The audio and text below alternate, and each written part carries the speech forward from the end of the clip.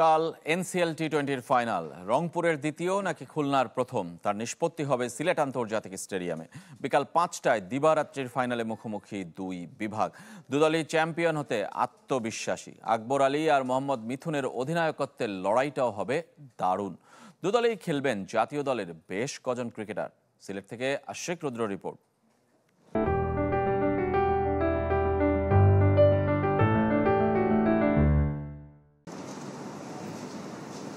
এক বছর আগে ট্রফির সাথে হাসি মুখে দাঁড়িয়েছিলেন আকবর আলী। সে সময় তাকে চ্যালেঞ্জ জানিয়েছিলেন নাইম শেখ।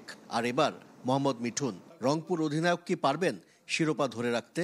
অন্য 8-10টা ম্যাচের মতোই একটা ম্যাচ, বাট এটার হয়তো বা সিগনিফিকেন্সটা একটু বেশি। বাট আমরা যেরকম গেম প্ল্যান করে নামি হয়তো বা ওই গেম প্ল্যানগুলো নিয়েই আসবো, আর চেষ্টা থাকবে অবশ্যই ম্যাচ জেতার। প্রথম শ্রেণীর ক্রিকেটে এক সময়ের অপ্রতিরোধ্য খুলনা 6 বছর ধরে ট্রফি শূন্য।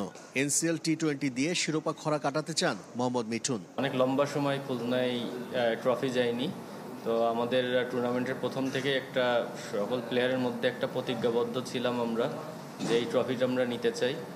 রংপুর দলের নাসুম আহমেদের মতো জাতীয় দলের ক্রিকেটার আর নাইম ইসলামের মতো অভিজ্ঞকে পেলেও অধিনায়ক আকবরের বাজির ঘোড়া নাসির হোসেন।